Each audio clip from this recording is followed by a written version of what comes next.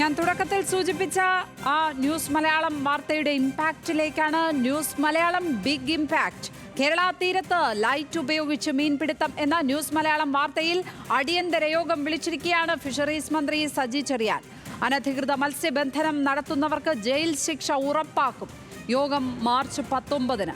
Navy, marine enforcement ഉൾപ്പെടെ യോഗത്തിൽ പങ്കെടുക്കും. മാധ്യമങ്ങൾ നൽകേണ്ടത് ഇത്തരം വാർത്തകൾ എന്ന് പറഞ്ഞ് അദ്ദേഹം ന്യൂസ് മലയാളത്തെ അഭിനന്ദിക്കുകയും ചെയ്തു. വരുന്ന 19-ാം തീയതി സംസ്ഥാന തലത്തിലൊരു യോഗം എൻ്റെ സ്ഥാനത്ത് വിളിച്ചിട്ടുണ്ട്. നേവിക്കാർ, മറൈൻ ഫോഴ്സുകൾ, എല്ലാ എൻഫോഴ്സ്മെൻറ്റ് ടീമുകളെയും ഒന്നിച്ച് വിളിച്ച് 19-ാം തീയതി യോഗം കൂടുന്നുണ്ട്. ഇപ്പോൾ ഉള്ള ഫൈൻ മാത്രമല്ല, കടുത്ത നടപടിയിലേക്ക് ഗവൺമെൻറ് പോകാനാണ് ഉദ്ദേശിക്കുന്നത്. ഇത് പൂർണ്ണമായിട്ട് അവസാനിപ്പിക്കുന്നതിന് വേണ്ടി വന്നാൽ ഇതിൻ്റെ നിയമപരമായ കാര്യങ്ങൾ കൂടി പരിശോധിച്ച് ഇതിനാവശ്യമായ ചില സംവിധാനങ്ങൾ കൂടി ഒരുക്കും. ഫൈൻ മാത്രമല്ല, പിടിക്കപ്പെട്ടാൽ ശിക്ഷ കിട്ടുന്ന രൂപത്തിലേക്ക് അതിൻ്റെ നിയമപരമായ കാര്യങ്ങളെ കൂടി രൂപപ്പെടുത്തിയെടുക്കാൻ ഗവൺമെൻറ് ഉദ്ദേശിക്കുന്നുണ്ട്. എന്തായാലും 19-ാം തീയതി മീറ്റിംഗ് ഇതിനുവേണ്ടി ഞാൻ വിളിച്ചിട്ടുണ്ട്. ഇത് കടലോര മേഖലയിൽ പുതിയൊരു സംഘർഷത്തിന് സാധ്യത കാണുന്നു. ഇതൊരു സാമൂഹ്യ പ്രശ്നമായി വന്നിരിക്കുകയാണ്. കൂടുതൽ വിവരങ്ങളുമായി VS അനു ചേരുന്നു. ഒപ്പം ഈ വാർത്ത റിപ്പോർട്ട് ചെയ്ത ദിലിഷ തിലകനും കോഴിക്കോട് നിന്ന് ചേരുകയാണ്. ആദ്യം അനുവിലേക്ക്. അനു, നമ്മളുടെ വാർത്ത ഫലം കാണുന്നു. ഏതായാലും അടിയന്തര യോഗങ്ങൾ വിളിക്കുന്നതിലേക്ക് ഇപ്പോൾ വകുപ്പ് കടന്നിരിക്കുന്നു, ഫിഷറീസ് വകുപ്പ് കടന്നിരിക്കുന്നു. എന്തൊക്കെ കാര്യങ്ങളാണ് മന്ത്രി സജി ചെറിയാൻ നമ്മളോടിപ്പോൾ വ്യക്തമാക്കിയിരിക്കുന്നത്?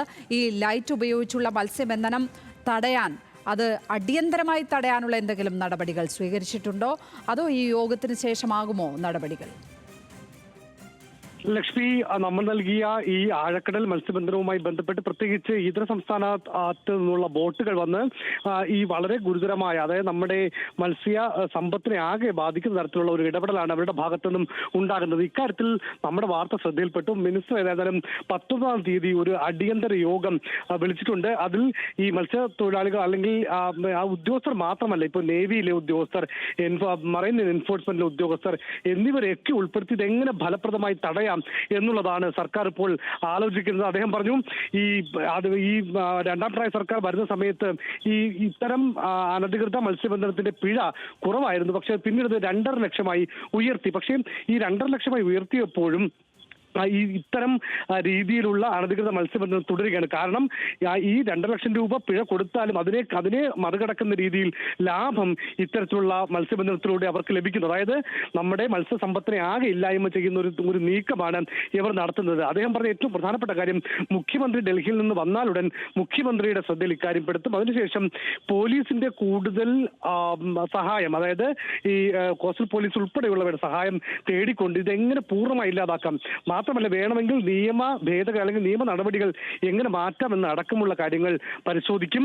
ഈ സാധാരണ പിഴയൊടുക്ക് മാത്രം വിടുകയാണ്. പക്ഷേ ഇനി പിഴയൊടുക്കൽ മാത്രമല്ല, അവർക്ക് ജയിൽ ശിക്ഷ ഉറപ്പാക്കുന്ന തരത്തിൽ ഒരു തവണയെങ്കിലും ഇങ്ങനെ ബോട്ട് പിടിച്ചാൽ ആ ബോട്ട് പിടിച്ചെടുക്കുന്ന തരത്തിലേക്ക്, അങ്ങനെ അതികഠിനമായ കർക്കശമായ നിലപാടുകളിലേക്ക് സർക്കാർ കടക്കുന്നു. ഏറ്റവും ഒടുവിലാണ് ഇത്തരം വാർത്ത നൽകിയ ന്യൂസ് മലയാളത്തെ അദ്ദേഹം അഭിനന്ദിച്ചത്. കാരണം ഇത് പണമോഹികളായ ഒരു കൂട്ടം ആളുകളുടെയും മറ്റ് ഇതര സംസ്ഥാന ആളുകളുടെയും മത്സ്യബന്ധനത്തെ പലയിടത്തും ഇപ്പം നീണ്ടകരയിലടക്കം ഈ സമാനമായ രീതിയിലുള്ള ഇഷ്യൂ ഉണ്ടായപ്പോൾ അവിടെ ഒരു സാമൂഹ്യ പ്രശ്നമായി മാറുന്നു. പലയിടങ്ങളിലും സംഘർഷാവസ്ഥ ഈ പരമ്പരാഗത മത്സ്യത്തൊഴിലാളികളും ഇവരും തമ്മിൽ ഉണ്ടാകുന്നുണ്ട്. അപ്പോൾ ഇതൊരു സാമൂഹ്യ പ്രശ്നമായി മാറുന്നുണ്ട്. അപ്പോൾ അതിനെ ഇല്ലാതാക്കാൻ ഇത്തരം ഒരു ബോധ്യപ്പെടുത്തൽ, എല്ലാവരിലും ഇത്തരം ഒരു ബോധവൽക്കരണം എത്തിക്കാൻ ന്യൂസ് മലയാളം ശ്രമിക്കുന്നുണ്ട്. അതിനെ അദ്ദേഹം അഭിനന്ദിച്ചു. ഏതായിരുന്നാലും 19-ാം തീയതി അദ്ദേഹത്തിന്റെ യോഗമുണ്ട്. ആ യോഗ ശേഷം കൃത്യമായ നടപടികളിലേക്ക് കടക്കും. വേഗത്തിൽ തന്നെ ഈ അദ്ദേഹം പറയുന്നത് ഈ 12 നോട്ടിക്കൽ മൈലിന് അപ്പുറത്ത് കയറി പരിശോധിക്കാനൊന്നും നമുക്ക് കഴിയില്ല. പക്ഷേ അതുകൊണ്ട് തന്നെ അത്തരം നിയമ ഭേദഗതികൾ അടക്കം ആലോചിക്കുമെന്നും സജി ചെറിയാൻ ന്യൂസ് മലയാളത്തോട് വ്യക്തമാക്കി. ലക്ഷ്മി, എന്തായാലും ശക്തമായ നടപടികളിലേക്ക് ഫിഷറീസ് വകുപ്പ് കടക്കുകയാണ്. VS അനുവാണ് അതിന്റെ വിവരങ്ങൾ നൽകിയത്.